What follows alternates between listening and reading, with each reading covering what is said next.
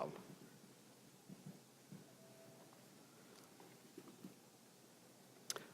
Hi, I'd like to first of all thank you all for having me. It's really a privilege to be on such a distinguished panel. I'm going to talk today about averted incidents of multiple victim school attacks, and particularly about what occurred in these cases so we can shape future practices on prior successes. So since the 1999 Columbine massacre, numerous policies have been proposed and implemented in public schools across the country. Although most of the things you can see here existed beforehand, we have seen considerable increases in the last couple decades. And our response has largely been to adopt punitive disciplinary policies and to amplify security. And I think there's no question that school officials have taken the issue of school violence and school shootings quite seriously, and developed practices as well with these issues in mind. Much of these, the response has not necessarily been rooted in empirically proven methods. So it's not necessarily the best use of our time and resources, especially as I will discuss when some of our current measures are in fact actually counterproductive. So we've seen zero tolerance policies with mandatory suspensions and expulsions and arrests, often for minor infractions. We've seen huge increases in the use of security cameras, school resource officers in schools for surveillance purposes. We've seen locking of school doors, limiting the entrance to sort of one place during the day, as well as the use of metal detectors. However, if we sort of evaluate these things, first of all, excluding students from school doesn't de-escalate conflicts. In fact, there have been many previous school shooters who were suspended or expelled and saw this as a last straw before their attack. Schools which have already experienced attacks, schools often had these things already, so they're not necessarily excellent deterrents, in part because many school shooters are suicidal, so they're not sort of thinking about things that way. They desire the fame that cameras provide. They often make specific plans, particularly to get around these things as well, whether that entails bringing in weapons before the doors get locked, shooting the person running the metal detector. These things have all happened. So not really any sort of easy answers, which is why we need research-informed practices. The other sort of form of violence prevention is various forms of violence risk assessment, where you try to assess future violence potential, of which there are several different kinds. There's profiling. We've had school shooter profiles and classroom avenger profiles. But research has really found there is no one unifying profile. However, there are still attempts to sort of create these from various statistical odds, looking at are they more likely to be white male loners or other sort of classifications like that. Use of warning signs, use of checklists of risk factors, warning signs for violence, some which have been quite broad in the past, things like students don't like school, which of course applies to plenty of kids out there, right? And finally, the threat assessment approach, which focuses on the analysis of threats themselves, as opposed to trying to predict future behavior based on profiles, warning signs, or other forms of aggregate data. And this perspective argues that not all threats are equivalent, right? How detailed, how developed, how realistic and actionable the threat is, these things all make a difference and help to assess seriousness. However, there's very little research about what forms of risk assessment are actually currently used in schools, and really none about which sort of forms of assessment actually help to prevent prior attacks. So in my research, I looked at cases of averted school shootings. You can see some headlines there where there's a plot to shoot up the school or bomb the school and kill many people, but which is ultimately stopped before it was able to be carried out. These ranged from a kid just being found with a list of names of people they didn't like, to kids with sort of an arsenal of weaponry and notebooks, multiple notebooks full of plans, sort of elaborate planning mechanisms in that way. However, there's really very few studies of averted rampage, though I think this research has clear practical significance. It's really crucial to see what actually prevents these events from happening.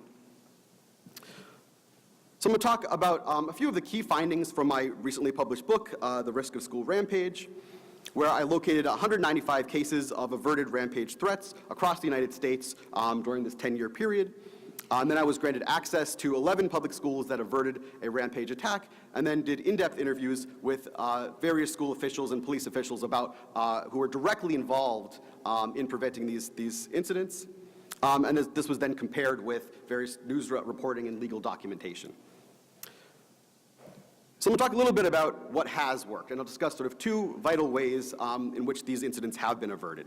The first is through positive bystander behavior, where students come forward to school authorities when they've heard about threats.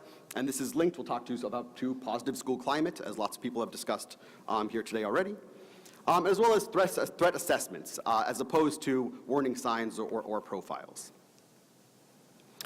So we talk about bystander behavior. The Safe School Initiative found that at least one person knew about a perpetrator's plans in 81% of school attacks. Dr. Randazzo talked about leakage, which is actually quite common, right, when someone reveals about to other people about their impending attack, whether that's threats, whether that's bragging to other people or boasting to people, or even sort of warning them. But this leakage is really quite common. However, studies also show that most students say, the majority of students say they wouldn't tell an adult if they overheard a peer planning a violent attack. This is often explained by what's called the student code of silence, which discourages students from coming forward when they hear about peers' dangerous intentions. And recently, many scholars, as well as lots of journalists, have suggested that post-Columbine, students recognize the importance of coming forward, and so this code of silence is less of a barrier. However, this is really not what I found in my data. So my findings do confirm the key role of positive bystander behavior in averting school rampage. So they were often thwarted because students revealed vital information to school and police officials. But those who came forward were not only sort of close friends and confidants of school plotters, they were often also acquaintances who came across hit lists or threatening websites. They were also sometimes victims, people who were threatened themselves, and even co-conspirators who came forward to avert blame for their own involvement. And in fact, many of the closest friends of plotters typically did not come forward.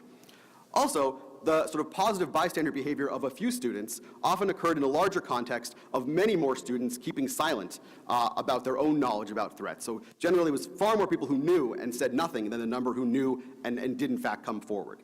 So I think the code of silence remains quite resilient in schools, and I think if we look to try to explain that, why that is, despite the plentiful empirical evidence on the relationship between positive student bystander behavior and inclusive, supportive school climates where students trust school staff, I think sort of an honest examination of our contemporary American schooling reveals sort of a significant trend in recent years away from empathy and inclusivity and towards the punitive discipline and enhanced security that has often been described as school criminalization or the school to prison pipeline, where schools are increasingly more like prisons and they transfer discipline to the juvenile justice or criminal justice system. And this does have an impact upon school climate, which makes students less likely to come forward. And so in order to avert future attacks, schools really must abandon counterproductive measures which degrade relationships and instead work towards forging genuinely positive school climates that encourage bystanders to intervene. Also want to talk about forms of risk assessment, and it's really crucial to look at what forms of risk assessment are currently used in schools. And how officials assess the severity of these threats. That is, how do they decide when to contact the police and move forward with an investigation, and what criteria they found most useful in successfully averting incidents. And so I found that officials do use both threat assessment criteria, as you can see a list of right here, as well as profiling sign or warning sign criteria, but they're not all equally supported by empirical evidence. Much of the profiling or warning sign criteria are not reliable. For example, if kids were loners or they were associated with marginal subcultures like goths, threats were taken more seriously. However, there have been many school shooters who were not loners or not goths. So the distinction in various forms of risk assessments are not necessarily widely understood by school and police officials. Therefore, sort of consequently, you have forms of risk assessment that are still considered, which are still sometimes quite problematic. However, the threat assessment criteria really gave officials the greatest confidence in deciphering whether or not students actually intended to carry out their threats. It gave them the greatest certainty when detailed planning and preparation were analyzed. So ultimately, having detailed notes about who you want to kill and when, in what order, things of this nature, especially when combined with access to weapons, was valued far more by school officials who effectively averted serious situations than the mere fact that a student happened to fit a particular profile or have particular warning signs. Also, as the threat assessment approach emphasizes taking context and severity into consideration, its widespread adoption could also lead to far more proportionate sentences, proportionate punishments and interventions than that of uniformly harsh zero-tolerance policies, which effectively amount to sort of no assessment. So it's important to focus on forging positive school climates and restorative disciplinary practices rather than just upon punitive discipline and enhanced security. This in turn will increase positive bystander behavior when leakage occurs. And also, sort of both solutions that we've talked about here are also important in thwarting rampage attacks, but also have the additional potential for reducing school exclusions and diminishing the school-to-prison pipeline. Thank you.